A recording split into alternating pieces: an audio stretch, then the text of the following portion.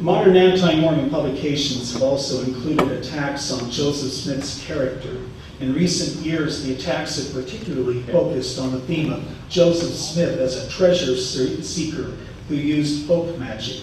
Joseph Smith has been described as, quote, a man who pretended to discover for a fee where buried treasure was located, end quote. And the Smith family, quote, was given to dabbling in the mysteries of divination, glass-looking, peepstoning, and abrak, end quote.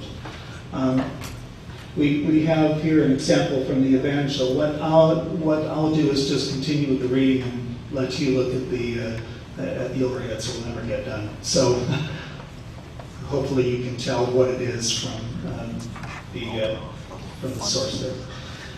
Of even more significance has been the attempt to portray Joseph Smith as a necromancer using black magic.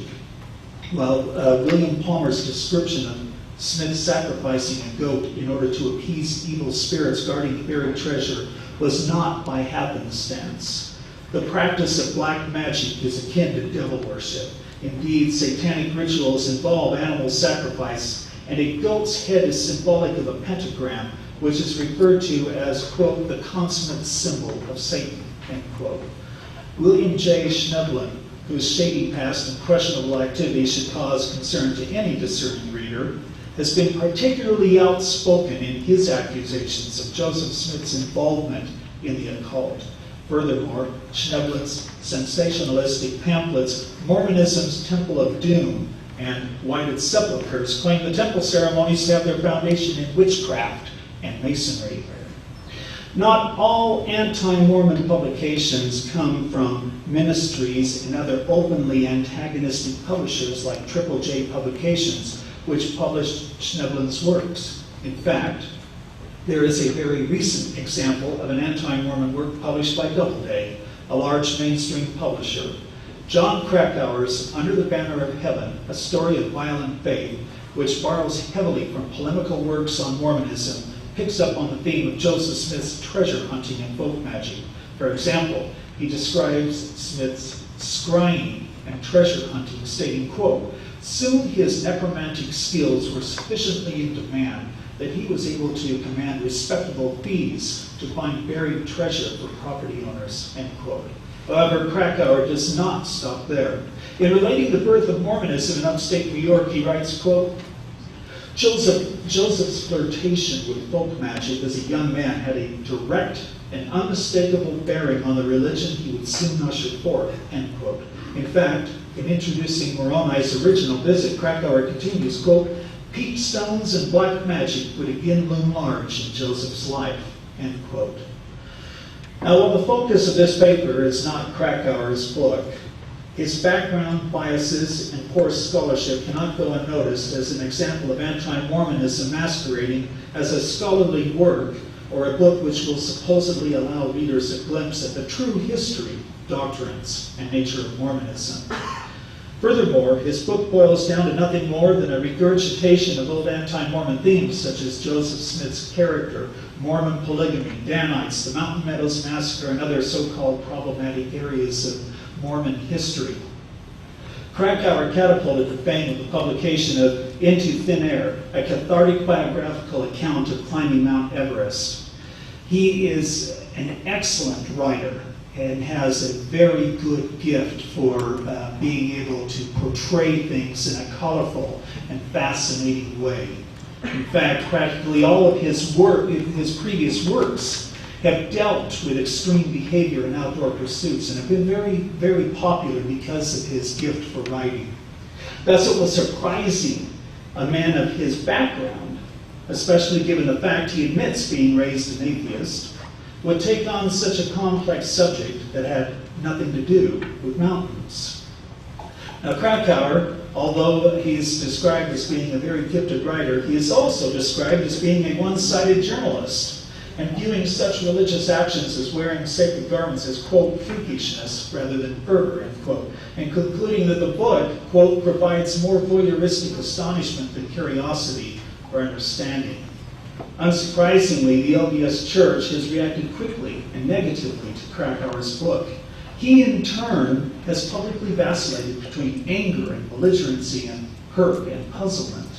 In a Salt Lake Tribune editorial, he stated he was saddened that the church had, quote, elected to regard his book in such a reductionist light, end quote.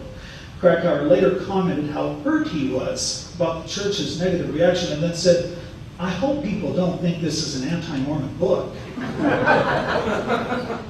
John Krakauer's denials of being an anti-Mormon fly in the face of his comments as well as his book signing schedule. On Krakauer's own webpage, his book signing and speaking engagements included not only the usual bookstores, but also the First Parish of Cambridge Church, Unity Church, First Congregational Church, and Unity Temple on the Plaza. These are churches located in various parts of the country. Either Krakauer is knowingly playing to the critics of the church in order to sell more books, or he truly has been, as some people have suggested, into thin air a little too often.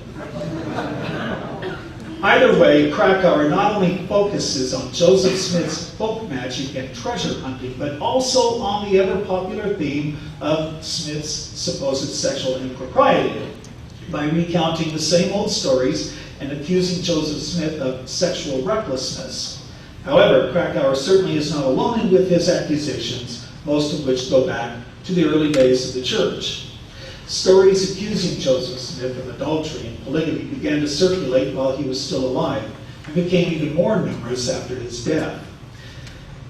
For example, in one of the editions of Gerald and Sandra Tanner's Salt Lake City Messenger, in an article titled Joseph Smith and Women, he is accused of having a sexual problem in that, quote, he was unsatisfied living with just one wife, end quote. This sexual problem, according to the Tanners, led him to introduce plural marriage. Furthermore, the article emphasized Smith married several teenage women and that, quote, the system of polygamy he set up was very detrimental to young women and children, end quote. While Joseph Smith was and continues to be the main target of stories of sexual impropriety, his prophetic successors, as well as the regular membership, have also been the focus of tales describing licentious activity. The non-Mormon obsession with Mormon sexual mores is found in three distinct forms, all of which merge to a degree one with another. These three forms are the temple ceremony and supposed sexual activity therein, plural marriage and tales of rape and bondage, and the idea of Mormon immorality as a result of teachings and experiences. The juxtaposing of sexual license in the temple ceremony began with the first known expose on the Mormon temple. This was published by a husband and wife team, Increase and Maria Van Dusen. In 1847, they published a pamphlet concerning the inner workings of the Nauvoo temple. Between 1847 and 1852, the Van Dusens published at least 7 pamphlets on Mormonism and the temple ceremony. The tracts varied little in their content from each other. All of them claimed to disclose the deep, dark secrets of Mormonism. In A Dialogue Between Adam and Eve, the Lord and the Devil, called The Endowment, the underlying message was the thinly veiled eroticism of the temple ceremony. According to the tract, the first step taken in the ceremony was for the couple to be separated, undressed, and washed and anointed all over their body. In explaining this part of the ceremony, Increase wrote, there is a variety of ceremony going on in this room, some of rather too delicate a nature to speak of, as this work is designed to be read by all classes of both sex, end quote. This vague reference left the impression of lascivious behavior on the part of the Mormons. Van Dusen also mentioned the spiritual life doctrine, and by 1852, the underlying message of sexuality had become blatant. The cover of the tract portrays a man pointing to a woman draped provocatively in some robes. The woman's legs and left breast are bare. With the text is found another illustration entitled Bridal Couch of the Spiritual Wife. This pictures a woman reclining on a couch with a robe covering only the lower half of her body. Other early anti-Mormon writers used the Van Dusen's theme of sexual impropriety in the temple. In Mormonism Exposed, John Bowes gave an interesting discussion concerning the temple ceremony and the plurality of wives, under the titillating title, Hidden Orgies of Mormonism Practiced in the Nauvoo Temple. Bowes described the